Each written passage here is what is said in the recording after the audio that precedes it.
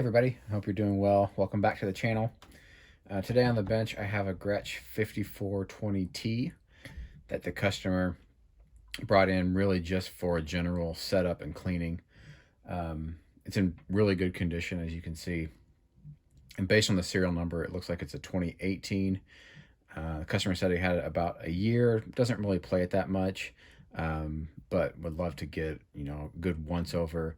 There was slight issue with some noise in the toggle switch here, which we'll sort out, and then we'll give it a good cleaning and talk a little bit about Gretsch history, their history as it's intertwined with Fender's history, and maybe learn a thing or two. Stick around.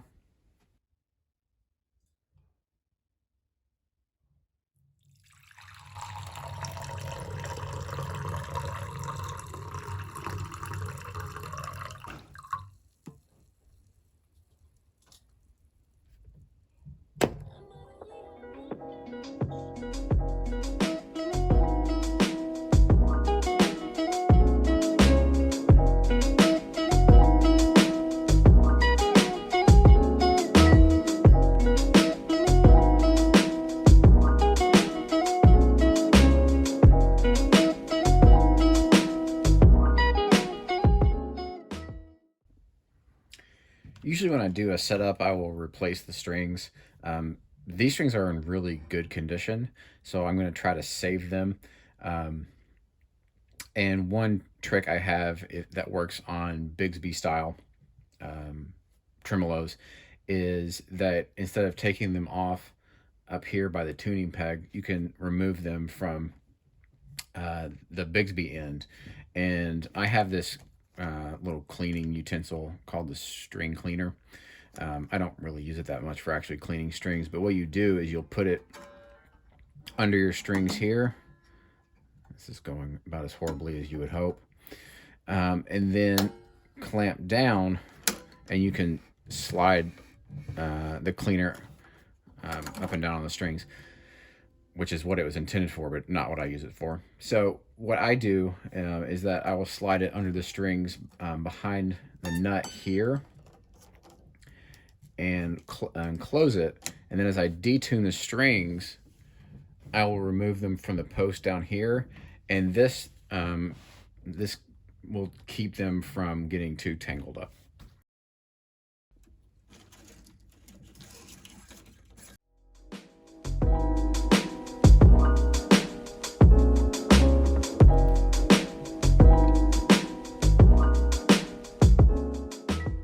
Gretsch was founded in the 1880s. I want to say it's in the early, I think 82 or 83.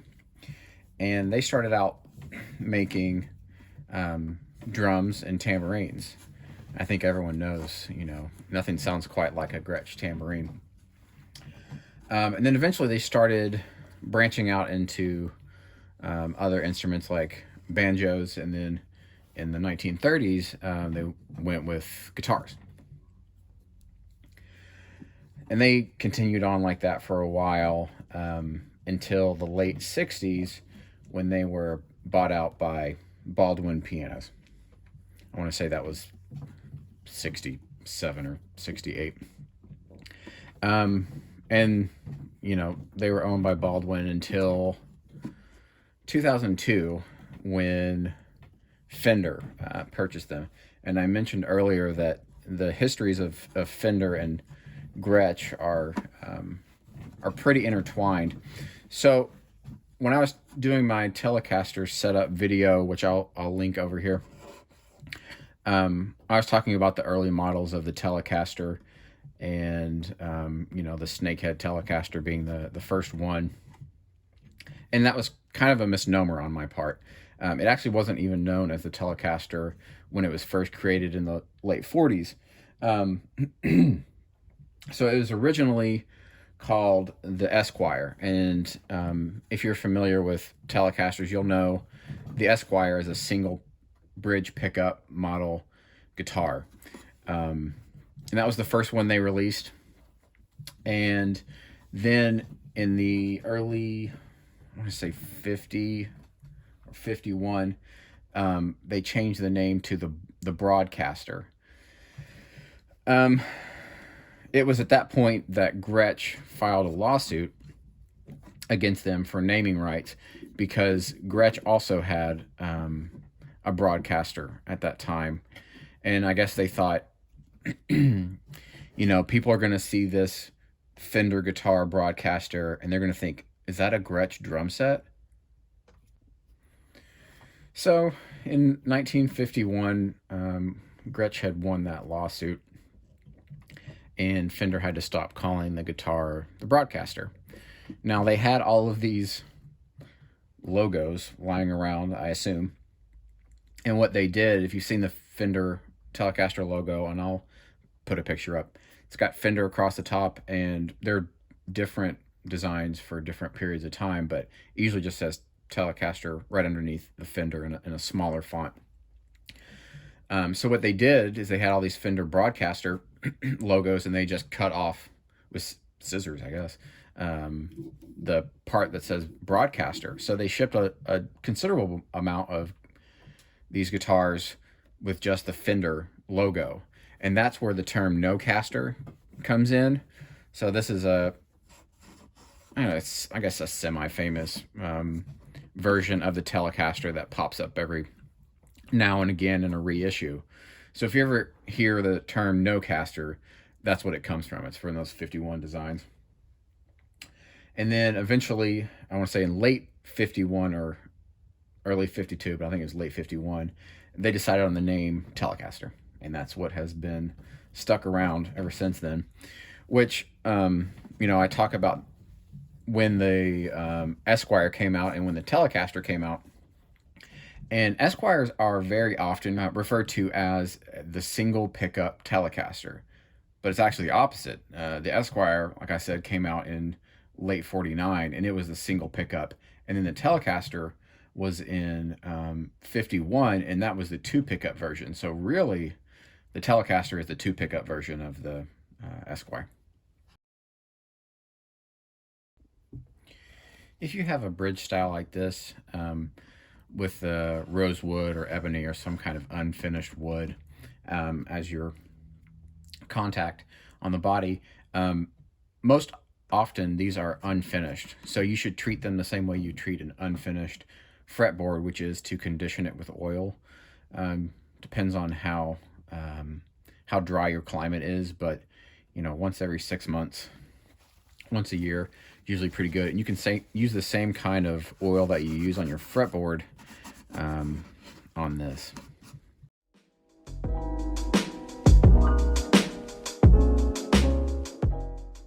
As I'm getting ready to clean this switch, I wanted to talk about just cleaning electronics in general. Contact cleaner is a really good option, electronic contact cleaner, I should say. But before you go out and get that, if you don't have it, first of all, you should just try turning the pot several times.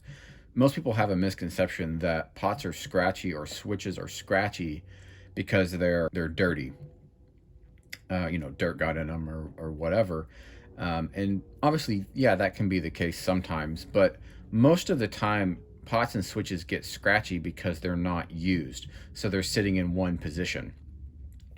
If you will just, turn them from 0 to 10, 15, 20, 30 times, try doing that first to see if the scratchiness goes away. And if it doesn't, that's the point at which you should bring in some contact cleaner.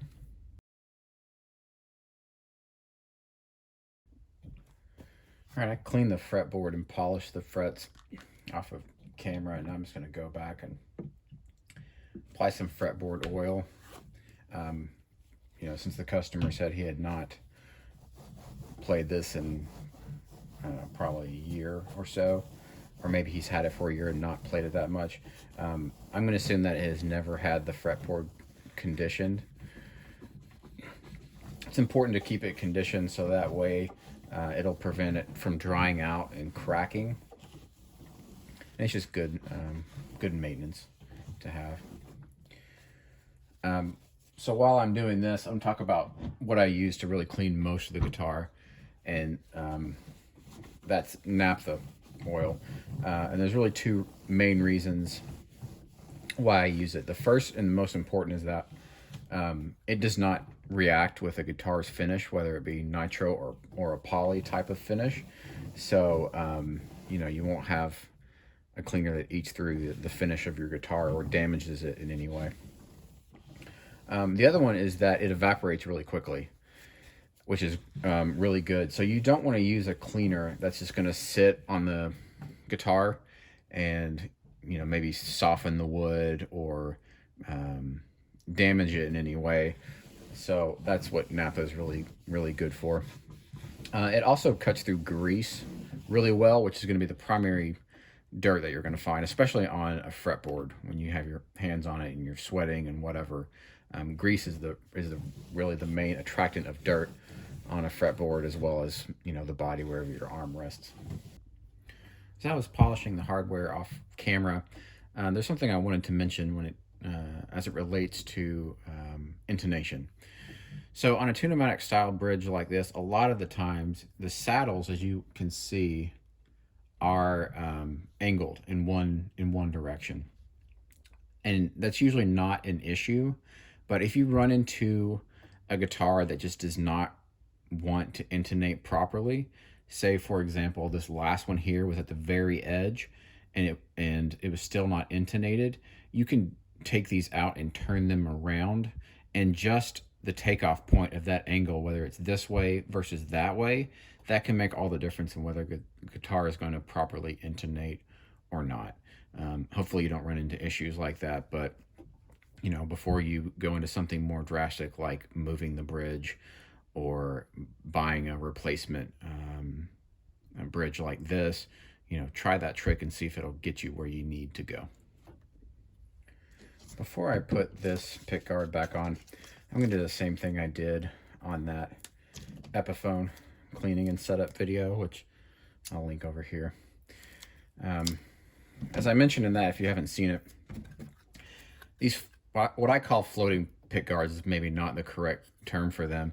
They're not fully contacted to the body, they are up over it. Sometimes what you can see is with these exposed screws here, you know, with some vigorous playing or maybe, you know, some loose screws here, they can actually come down and start poking into the body like that and leave a mark or an indentation.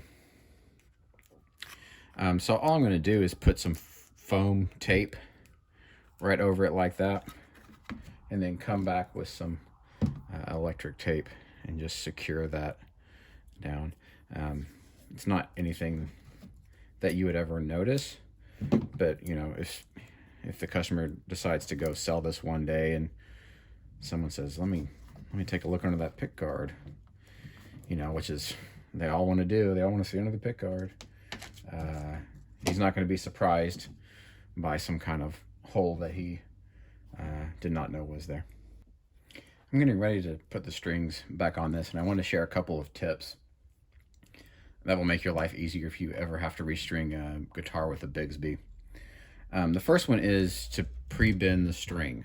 So if you've never worked on a Bigsby before, the posts are on the underside like this. So the string will go over, wrap back around, and then the end here, the ball end, will actually, the post will go straight through that. So it's easier if you pre-bend when you put it on, and that way it's kind of in the shape that it already needs to be in. The next thing is, what I will do is I will pull the string tighter, and then I will, you can't see this, I will put a capo on it right about the 12th fret or whatever. This capo is horrible, it's a piece of junk, but that will keep the string in from jumping back off until you at least put enough tension on the post to keep the string from moving. One thing I wanted to mention about Bigsby's, which I can't illustrate because I already put the strings on, is that there are some models of Bigsby. This is not one of them. This is a floating bridge style. But there are some that will mount into the body via screw. I want to say there's like one here and one here. And one common cause of tuning issues is that the Bigsby actually is not mounted correctly. And the way you can check this is by what I call the fall test. I'm not sure that's the correct terminology at all. But all you need to do is, with the strings off, just lift the Bigsby up until it is vertical, and then just let go of it. Now, put your hand on the guitar so it doesn't smack into it. But if it stays up there or it's very slow, that means that it's mounted off kilter. So you can either loosen one side or tighten down the other one, try it again, and then if it falls without any hindrance, then it's mounted correctly. And the reason that causes tuning issues is that when it's off kilter, there's uneven pressure. And when you bend the strings as it tries to go back to neutral position, it can't do that effectively. So then it will throw off the tuning of your strings because it doesn't go back to where it actually started when you were in tune. Another issue that can cause tuning problems is binding in the nut slots across the top. And what that means is the string diameter is too large for the string slot, or perhaps there's some, it's from all the years of play and tuning, that string slot is no longer smooth, it's gnarled on the inside. And the way you can tell that you have string binding or binding at the nut is that as you're tuning, you'll hear this really high-pitched pinging sound, ping, ping, ping. It happens when you're tuning and detuning, and it's also accompanied by a jump in the note. It's not necessarily a major jump. Maybe it's 15 cents, 20 cents. But what that shows is that the string was caught in the slot, and then as you continue to tune or detune it, it jumped out. There are a couple ways you can address it. So if it's caused by the inside of the slot being gnarled up, or just really dirty or something, what you can do is take a length of the string, and this usually works better on the wound strings. Take a length of an old string, I'll say that, and with this string out of the way, I'll try to demonstrate. What you can do is just move that length of string and just very lightly clean it. You're not going to sand it down to reduce the height, because you can cause buzz in the upper frets, lower frets, but just that slight motion there can clean out some of the the string slot a little bit, and hopefully that will help with the tuning issues. The other one, which I do when I do setups, is to take a pencil after you've cleaned out the slots, and you'll just go through here. It has to be graphite, which most pencils are, unless you're using a pencil from the 50s, which is lead. You'll just take that graphite and just color in that string slot.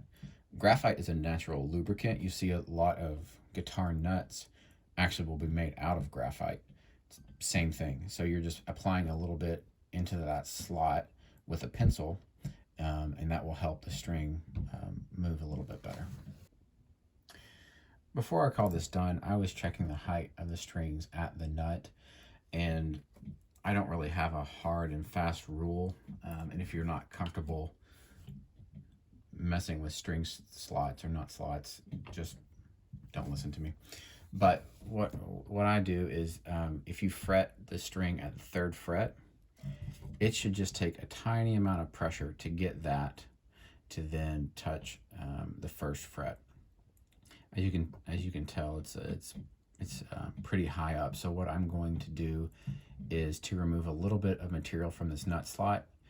This is not enough that I would go get out my files to do this, but that should make it play better in the lower register. But the other thing it does is that it helps it stay in tune when you're doing chords. And what I mean by that is, every time you press down the string, think of it like bending, but instead of bending this way, as you're normally doing when you're playing guitar, you're bending up and down. And the more you bend that string at the first fret, the more out of tune it's going to be relative to other strings. If you just want to remove a little bit of material and you don't have fret files, what you can do is go get a set of files from a hardware store, and these are for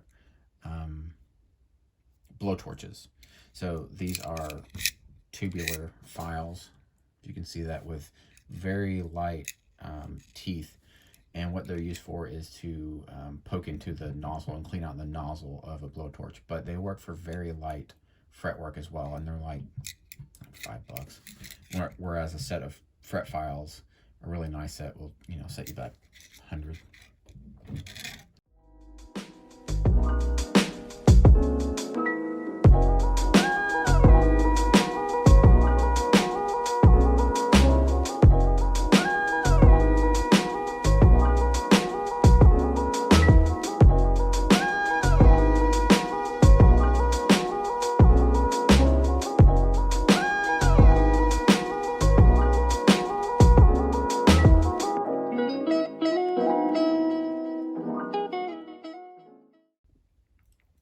I'm nearly done with this guitar, and one of the last things I do in a setup is to set the pickup height.